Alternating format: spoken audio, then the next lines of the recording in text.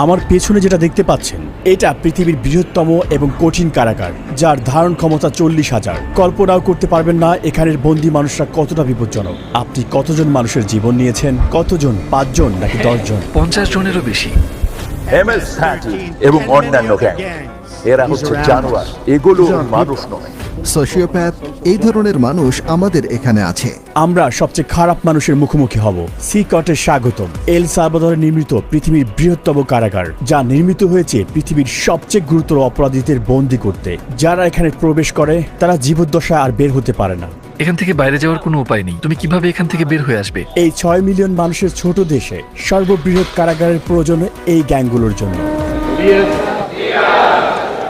এক সময় পুরো দেশে আধিপত্য বিস্তার করা এই গ্যাংগুলো 2022-এর মার্চ থেকে নাটকীয় অভিযানের মুখোমুখি হয়। প্রেসিডেন্ট নাইব বুকেলের প্রশাসনের অধীনে মাত্র 16 মাসে 70,000-এরও বেশি মানুষকে গ্রেপ্তার করা হয়, যা দেশের প্রাপ্তবয়স্ক জনসংখ্যার প্রায় 2%। শিকড়ে বাঁধা হাজার হাজার গ্যাং সদস্যকে রাতের আধারে কড়া নিরাপত্তার বলয়ে বাসে করে সিকটে নেওয়া হলো। মাথা নিচু করে একজনের পিছনে অন্যজন বসায় তাদেরকে একটি জটলার মতো দেখাচ্ছিল। চারপাশে অস্ত্রধারী পাহারাদার থাকায় কেউ আদেশ অমান্য করার সাহস করেনি। একদিনের মধ্যেই তাদের জীবন পুরোপুরি পাল্টে গিয়েছে। উত্তর যতই অস্বস্তিকর হোক না কেন, আমি তাকে তার করা সবচেয়ে ভয়ঙ্কর অপরাধগুলো নিয়ে প্রশ্ন করব। 10 মিনিট।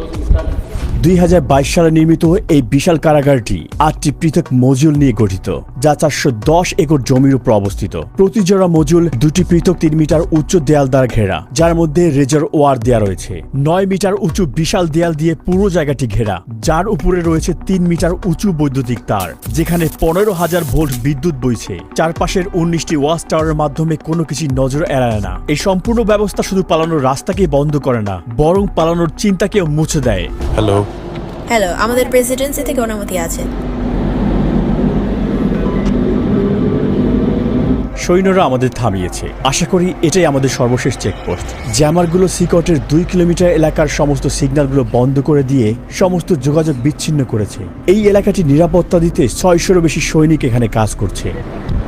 আমরা ভিতরে প্রবেশ করার আগে সমস্ত জিনিসপত্র এখানে রেখে যাব। কেবল ক্যামেরা এবং মাইক্রোফোন নিয়ে ভিতরে প্রবেশ করব। আস্তে আস্তে এগিয়ে যান, ক্যামেরার দিকে তাকান। Body scanner. আমি বিয়ের আংটি রাখতে ভুলে গিয়েছি। আচ্ছা, সেটা ওখানে রাখতে হবে। এই উচ্চ ক্ষমতা সম্পন্ন এক্স-রে স্ক্যানারটিতে হাড় এমনকি শরীরের অঙ্গ প্রত্যঙ্গ দেখা যায়। এটি মূলত নতুন বন্দীদের স্ক্যান করতে ব্যবহার করা হয়, এটা নিশ্চিত করতে যে কেউ নিষিদ্ধ কোনো বস্তু বহন করেছে কিনা। তারা জিনিসগুলো গিলে ফেলত অথবা পথ বা পথে করে নিয়ে আসার চেষ্টা করত। Micro SD memory card, microchip এবং শুধু এগুলোই নয়, এমনকি ফোনের চার্জারও। আরও একবার পুরো শরীর তল্লাশি করা হলো। আপনারা জুতা খুলুন। এমনকি তারা মোজার ভিতরেও তল্লাশি করলো। সিকিউরিটি চেক পার করতে আমাদের 1 ঘন্টা সময় লেগেছে। 1 মাসের টানা আবেদনের পর আমরা এখানে আমন্ত্রণ পেয়েছি। গার্ডরা মাস্ক পরে, কারণ তারা এখানে খুবই ঝুঁকিপূর্ণ কাজ করছে। আর যদি তাদেরকে চিনে ফেলে তাহলে শহরে ভ্রমণ করা ঝুঁকিপূর্ণ হয়ে পড়বে, কারণ এই গ্যাংগুলোর অনেক বেশি পরিচিত লিঙ্ক রয়েছে, তাই তারা পরিচয় গোপন রাখে। আপনি কেন মাস্ক পরছেন না?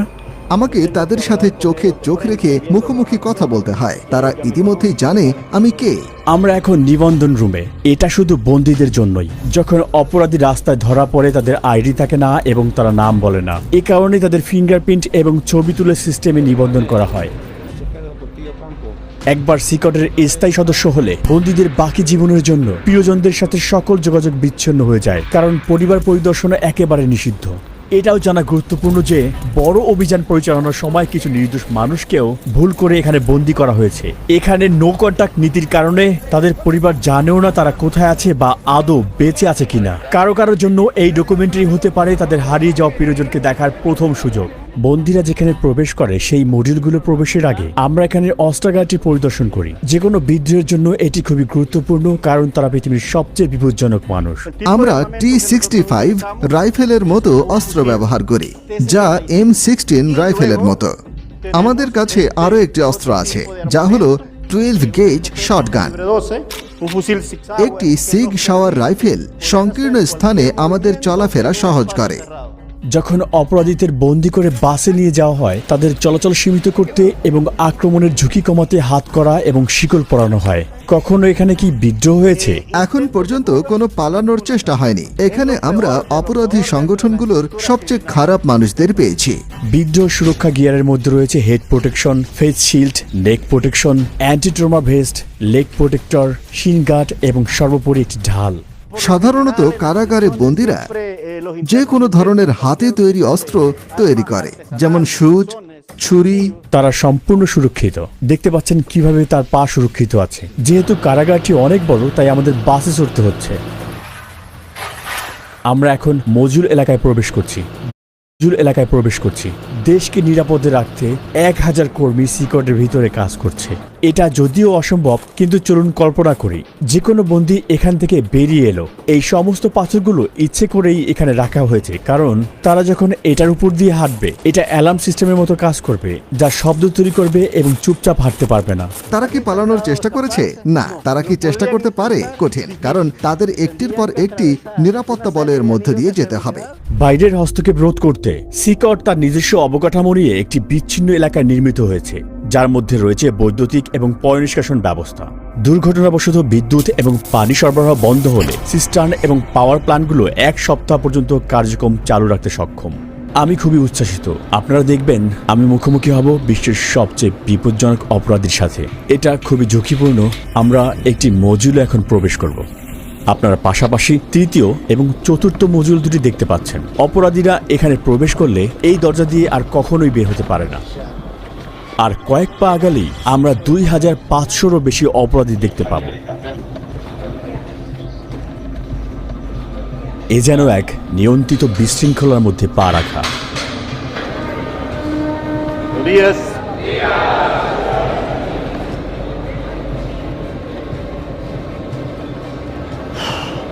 খুবই উত্তেজনাপূর্ণ মুহূর্ত।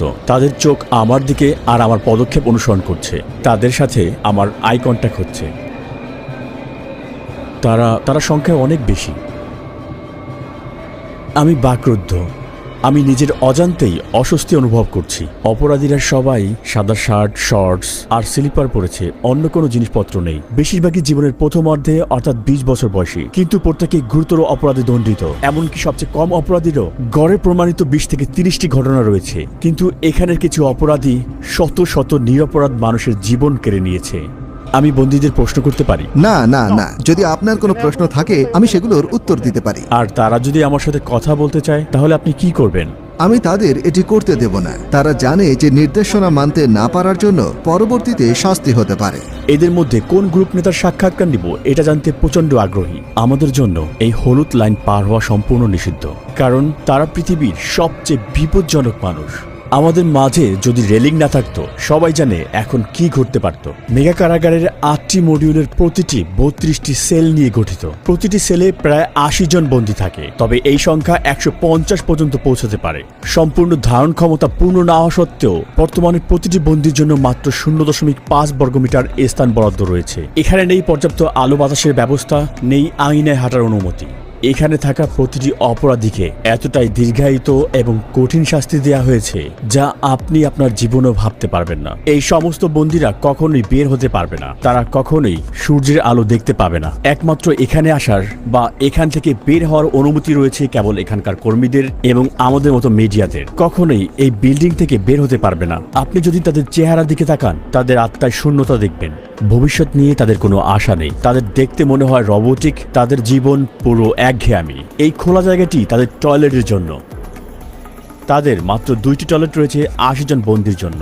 এটা আসলে খুবই লজ্জাজনক। এর মাধ্যমে এই পুরো বন্দীদের আত্মবিশ্বাস আসলে ভেঙে যায়। এই একই জায়গায় যেখানে তারা টয়লেট করে, সেই একই জায়গায় তারা গোসলও করে। নিজেদের পরিষ্কার করতে তারা প্লাস্টিকের ডিপার এবং একটি শেয়ার করা বেসিন ব্যবহার করে।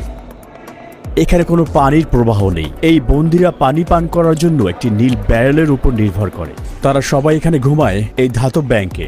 কোনো বালিশ কিংবা কোনো গদি নেই এখানে। প্রতিটা বন্দী শুধুমাত্র প্রয়োজনীয় জিনিস পায়, একটি সাদা চাদর, একটি ইউনিফর্ম, মোজা, স্লিপার এবং একটি তোয়ালেট। তারা আর কিছুই পায় না। বন্দীরা এখানে সারাদিন 4 স্তরের বেডে কাটায়। তারা এখানে গোডাউনে রাখা জিনিসপত্র মতোই খুব জড়ো হয়ে থাকে। স্বাস্থ্য এবং শৃঙ্খলা রক্ষার অংশ হিসেবে বন্দীরা 2 সপ্তাহ পর পর শেভ করে। এছাড়াও লম্বা চুল বা দাড়িতে তারা ধারালো বস্তু লুকিয়ে রাখতে পারে। একবার দেখা যাক, শার্ট খুলে এখানে লাইন ধরে দাঁড়ান। এখন তারা সবাই শার্ট খুলছে। এই বন্দীরা একসময় MS-13 এবং ব্যারিও 18 গ্যাংয়ের সদস্য ছিল, যারা এল সালভাদোরের পাড়া এবং মহল্লা নিয়ন্ত্রণ করত। এছাড়াও এই গ্যাংগুলো স্থানীয়দের কাছ থেকে টাকা ছিনতাই করত এবং ভোগান্তি দিত। তাহলে এখানে ব্যারিও 18 এবং MS-13 গ্যাংয়ের সদস্যরা একসঙ্গেই রয়েছে। হ্যাঁ, ঠিক এমনই। পুরো মডিউল একই রকম। তারা সবাই এমনভাবেই জীবনযাপন করে। বাইরে একে অন্যের এলাকায় প্রবেশ মানে মৃত্যুর কারণ, কিন্তু এখানে তারা শেষ নিঃশ্বাস পর্যন্ত একে অপরের পাশেই থাকবে। এখানে তারা কিভাবে আছে একে অন্যকে আক্রমণ না করে? এখানে তাদের একসাথে থাকতে শিখতে হয়। এখানে তারা কারাগারে আছে, রাস্তায় নয়। অধিকাংশ বন্দী পুরো শরীর জুড়ে ট্যাটু থাকে, এমনকি তাদের মুখেও, যা তাদের অনুগত্যের পরিমাণ প্রকাশ করে। MS-13 গ্যাংদের ট্যাটুতে সাধারণত অক্ষর দিয়ে লেখা অথবা 13 লেখা থাকে। অন্য গ্যাংয়ের সদস্যরা 18 বা 666 এরকম চিহ্ন ব্যবহার করে, যার যোগফল 18 এবং যা শয়তানের প্রতীক হিসেবে ধরা হয়। অথবা তারা রোমান সংখ্যাও ব্যবহার করে। কারো মুখে গ্যাংয়ের ট্যাটু থাকলে তা স্পষ্ট নির্দেশ করে যে সে সংগঠনের সবচেয়ে নির্দয় এবং নেতৃস্থানীয় সদস্য। এমন একজন মানুষের সঙ্গে রাস্তায় দেখা হওয়া মানে সাক্ষাৎ মৃত্যুর চোখে চোখ রাখার সমান। মাকড়সা জালের ট্যাটুর অর্থ হচ্ছে আইন ব্যবস্থার জালে আটকে পড়া আর দীর্ঘ কারাদণ্ড ভোগ করা। ডেভিল হর্নস ট্যাটু একটি অন্ধকারের প্রতীক, যা নির্দেশ করে যে এই ব্যক্তিরা হচ্ছে শয়তানের পূজারী। কিছু লোক দাবি করে তারা শয়তানের আদেশে এই কাজগুলো করেছে। একটি টিয়ারড্রপ ট্যাটু নির্দেশ করে যে সেই ব্যক্তি কোনো মানুষের জীবন নাশ করেছে। চোখের ফোঁটার সংখ্যা বোঝায় কতগুলো জীবন তারা কেড়ে নিয়েছে। যদি 3টি টিয়ারড্রপ থাকে, এর মানে এই ট্যাটুর মালিক এতগুলো জীবন কেড়ে নিয়েছে যার হিসেব নেই। লাভ নাও ক্রাই লেটার, এই মাস্ক বা ক্লাউন ট্যাটুগুলোর একটা স্পষ্ট বার্তা হচ্ছে কঠিন সময়ে তুমি শক্ত থাকো, আর পরিণতি পরে ভুগবে। এখানের সমস্ত মানুষ কি সত্যি খারাপ? এরা একদম অন্য লেভেলের হাই প্রোফাইল ক্রিমিনাল, যারা কখনো তাদের মনোভাব পরিবর্তন করবে না। উপরে তাকালে দেখবেন সেখানে ক্যাটওয়ে এরিয়া রয়েছে। নিরাপত্তা কর্মীরা উঁচু জায়গা থেকে নিয়মিত বন্দীদের উপর নজর রাখছে। এখানে সন্দেহজনক কিছু ঘটলে তারা তৎক্ষণাৎ হস্তক্ষেপ করবে। চারপাশের প্রতিটি কোণায় থাকা ক্যামেরার মাধ্যমে তারা 24 ঘন্টা এই এলাকায় নজরদারি রাখে, যাতে কোনো কিছু নজর না এড়ায়। নজরদারির জন্য মডিউলগুলো দিন রাত ব্যাপী আলোকিত রাখা হয়। সূর্যাস্তের পরেও আলো জ্বলতে থাকে। তারা সবসময় নজরদারির মধ্যে থাকে। আমার মনে হয় এটি অন্যতম কঠিন একটি ব্যাপার। আর তারা যখন ঘুমাতে যায় তখন তাওয়াল ব্যবহার করে চোখ ঢাকতে, যাতে চোখে আলো না পড়ে। এখানে তারা বন্দীদেরকে বাইবেল থেকে কিছু গুরুত্বপূর্ণ পাঠ শেখাচ্ছে। এখানে তাদের শারীরিক ব্যায়াম হচ্ছে, আর ওখানে তাদের ট্রেইনার। বন্দীদের সেল থেকে বাইরে যাওয়ার এটাই তাদের একমাত্র সময়।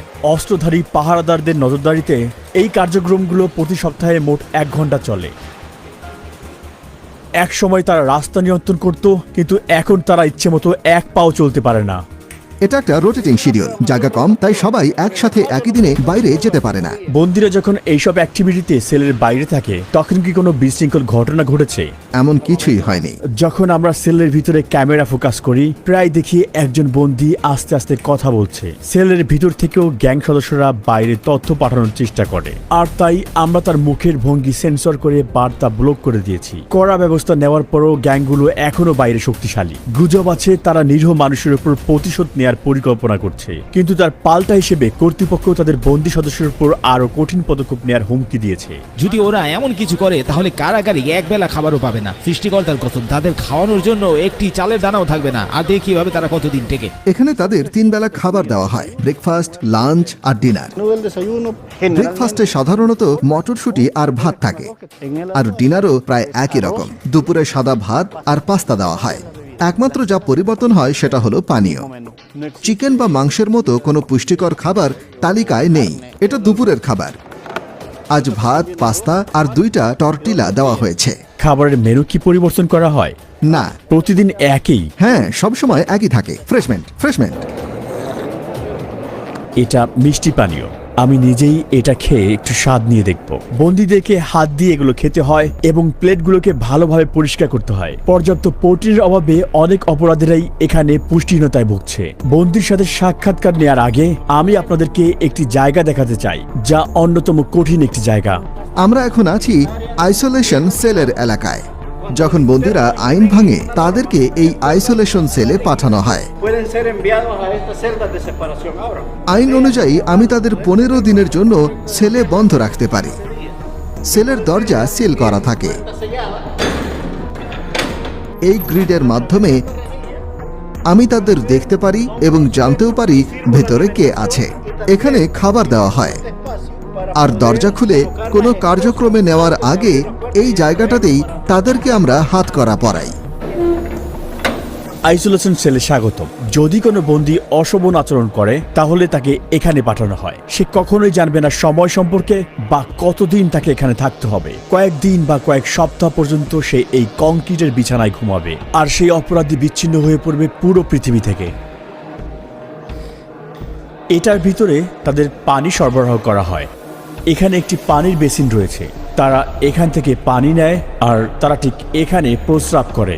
পানি খাওয়ার বেসিন এবং টয়লেট পাশাপাশি অবস্থিত। এই টয়লেটটি দেখে মনে হচ্ছে এটি খুব সদ্যই ব্যবহার করা হয়েছে, আর তাই এটি এখনো নোংরা হয়ে আছে। এখানের একমাত্র আলোর উৎস হচ্ছে এই ছোট্ট ছিদ্র, যা দিয়ে খুবই সামান্য পরিমাণ সূর্যের আলো আসে, এবং এটি বাতাসেরও একমাত্র উৎস।